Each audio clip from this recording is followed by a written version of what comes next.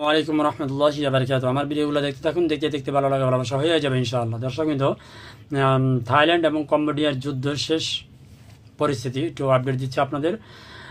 Thailand এবং কম্বোডিয়ার যুদ্ধ সকল আপডেট পেতে আমার এই পেজটিকে ফলো দিয়ে রাখুন। বাংলাদেশিদের সতর্কতা করল দূতাবাস।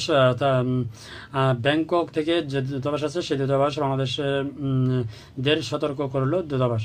আধুনিক যুদ্ধ বিমান ক্ষেপণাস্ত্র ব্যবহার নিহত কমপক্ষে 12 সেনা ঘাঁটি ধ্বংস করেছে।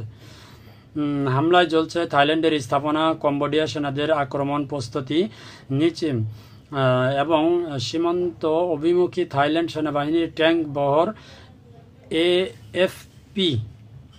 প্রতিবেশী দুই বন্ধু দেশ কম্বোডিয়া ও থাইল্যান্ডের মধ্যে হঠাৎ করেই প্রচণ্ড যুদ্ধ শুরু হয়েছে।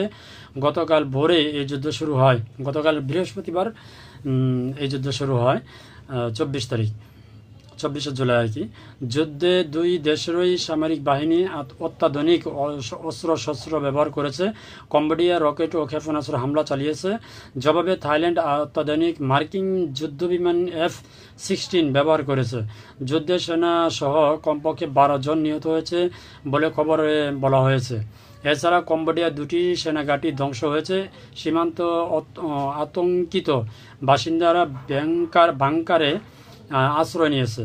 বিবিসি, আল জাজিরা, রয়টার্স কম্বোডিয়ায় দাবি করেছে স্থানীয় সময় গতকাল সকাল 6:30টার দিকে থাইল্যান্ডের সেনারা প্রথম হামলা করে।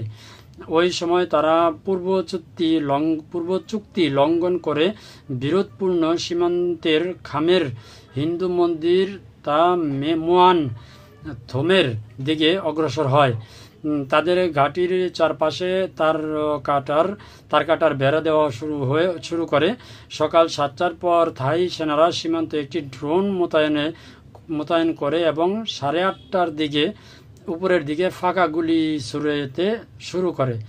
8:46 দিকে থাই সেনারা আগ বাড়িয়ে কম্বোডিয়ায় সেনাদের উপর গুলি ছুড়তে শুরু করে বলে সরকারের মুখপাত্র মালি সতচেতা দাবি করেছেন। তিনি জানান, থাই সেনারা বিনা উস্কানিতে আক্রমণ করার পর কম্বোডিয়া সেনারা আত্মরক্ষার্থে পাল্টা গুলি ছুড়েছে। তিনি অভিযোগ করেন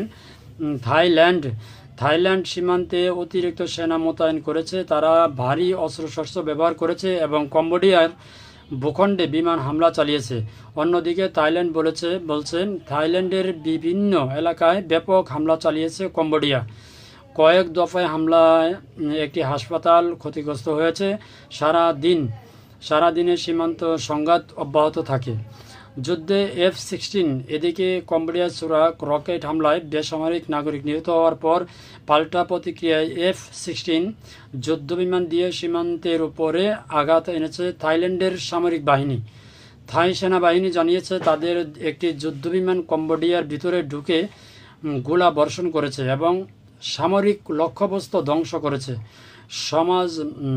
সমাজ মাধ্যমে বিবৃতিতেই থাই বাহিনী বলেছেন, Cambodia special military region commandos 8 ও 9 এর ঘাঁটিগুলো ধ্বংস করে দেওয়া হয়েছে।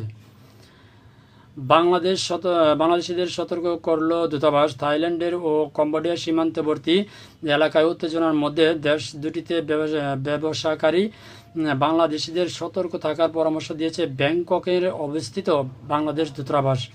গতকাল এক বিজ্ঞপ্তিতে এই পরামর্শ দেয় দূতাবাস।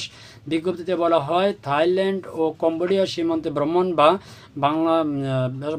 ব্যবসাকারীদের বাংলাদেশি নাগরিকদের নিরাপদ অবস্থানে থাকতে বা সরে যেতে পরামর্শ দেওয়া হয়েছে। বাংলাদেশি নাগরিকদের জরুরি প্রয়োজনে একটা নাম্বার দেওয়া হয়েছে, প্রয়োজনে ওই নাম্বারে যোগাযোগ করার জন্য আহ্বান জানিয়েছে। নাম্বারটি হলো +66818708443। আমি নাম্বারটা আবার বলতেছি, +66818708443 নাম্বারে যোগাযোগ করার জন্য অনুরোধ করা হয়েছে বাংলাদেশ দূতাবাস থেকে। ধন্যবাদ সবাইকে। আসসালামু আলাইকুম রহমতুল্লাহি ওয়া বারাকাতুহু।